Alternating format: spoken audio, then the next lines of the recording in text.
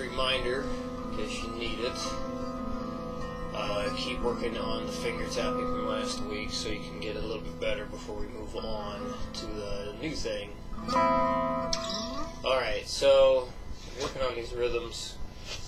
The reason why we're doing the ones that we did is because of how your foot would kind of go like really quick. Like on beats 1 and 3, what I'm talking about from last week, last week's material anyway, when you performed it yesterday.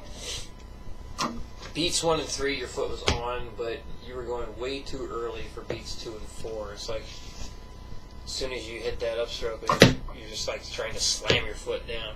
You just got to take it easy with the foot, and remember the foot is what guides you on your hands. So what you did yesterday, you were just strumming chords like that, just getting into that rhythm again before you start trying to do the take the strums out on the downs like that, and so on. So that was good. So that's kind of what we're doing with these new ones, just trying to establish that right rhythm. So this way your foot keeps a steady pace and everything comes together nice and smooth. So the other thing we talked about, guitar positioning. So keep sitting in the chair when you practice. Make sure you're low enough so you can prop your foot up on something, your left, actually that would be your right leg up on something, and then position that neck nice and high, keep it as close to your body as you can, and it's best to try and tuck your elbow in. I mean, sometimes if like on my bass, I have to do this, the neck is so long, like sticking way out here, I don't have a choice but to move my arm out here. But on the guitar, I keep things a bit closer. That makes things better. So when you're practicing this thumb over the top thing, remember you're going to, instead of holding your wrist back here and trying to do that, move the wrist up. Try and get a different angle here with that. That is bright and light. Hopefully this makes sense.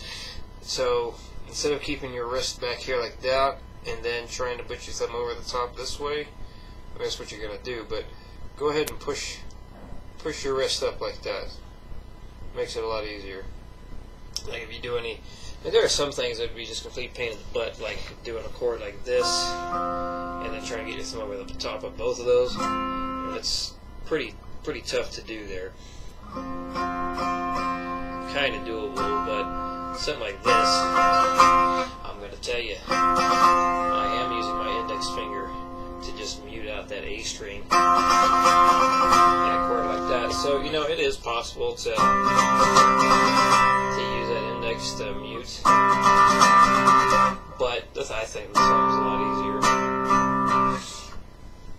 I mean, as long as it's getting muted, that's the most important thing. But yeah, do those stretches that we talked about too, where you're rotating your wrists like this, and then the other way, and then pulling your hands back. Maybe you want to like try some just individual fingers. See if that does anything for you too. You like stretch the thumb back some. See if those kind of stretches help at all, and then you can even get the other direction. So you stretch the top of the forearm.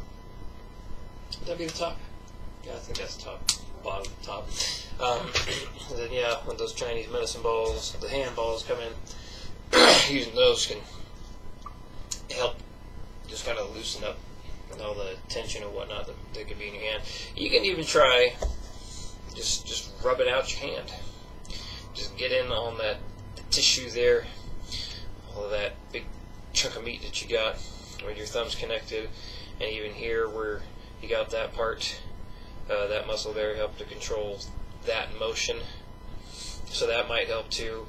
Even like in the middle, just kind of all around in there. Even both hands, you know, get both hands there, and just get a lot of that tension out of there. That might help. Alright, let's get to these rhythms. So the first new one. 1, 2, 3, 4. 1 E and a 2 E and a 3 E and a E. 1 E and a 2 E and a 3 E and a E. 1 E and a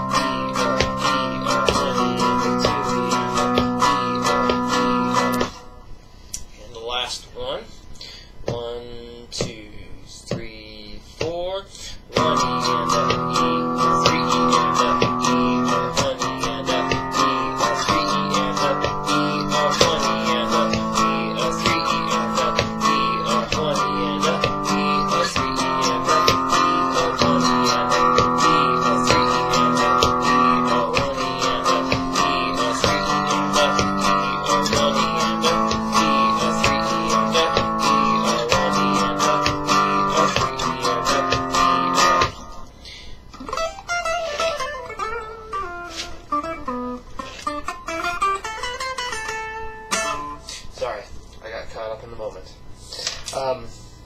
Well, that covers it, I think. Let me know if you got any questions. I'll see you again Saturday.